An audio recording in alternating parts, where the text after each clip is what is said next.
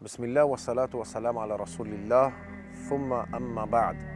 Meine liebe Geschwister im Islam, am 6. Tag vom Dhul Hijjah habe ich eine Überlieferung für euch von Imam al-Tirmidhi.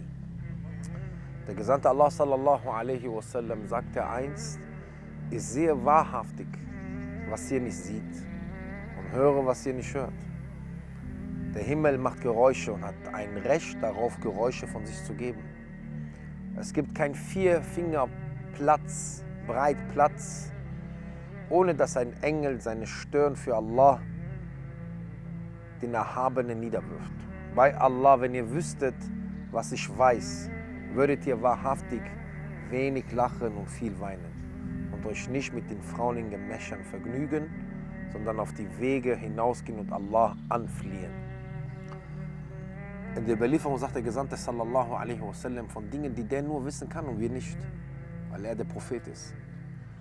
Er sagt, dass die Himmel, liebe Geschwister, die Himmel von Allah azza wa jal, alle 7 Himmel, Geräusche machen. Und die haben jedes Anrecht darauf, Geräusche zu machen. Die machen so ein Quietschgeräusch, wie wenn viel Last auf etwas, viel Gewicht auf etwas lastet. Der sagt, weil es besteht kein Platz in der Breite von 4 Finger, wo kein Engel Sujud macht. Hier zeigt uns Allah azza wa jal die Reichweite seiner Schöpfung. Er besitzt so viele Malaika, dass in den 7 Himmel, liebe Geschwister, kein Platz ist in Breite von 4 Finger, wo jemand Sujud machen konnte, sich niederwerfen konnte.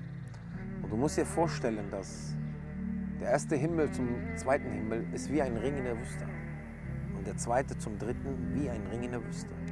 Und der 3. zum 4. dasselbe. Der 4. zum 5. Der 5. zum 6. Der 6. zum 7. Der 7. zum Thron. Wie ein Ring in der Wüste. Stell dir vor, du wirfst einen Ring in der Wüste. Wie groß ist die Wüste und wie groß ist dieser Ring? Und so viele Malaika werfen sich für Allah azza wa jal nieder. Allah subhanahu wa ta'ala zeigt dir und mir, er hat uns nicht nötig. Er hat nicht mal diese Malaika nötig. Aber dieser Vergleich soll dir klar machen, dass du niemals dir einreden lässt, du bist der Hauptdarsteller auf dieser Welt.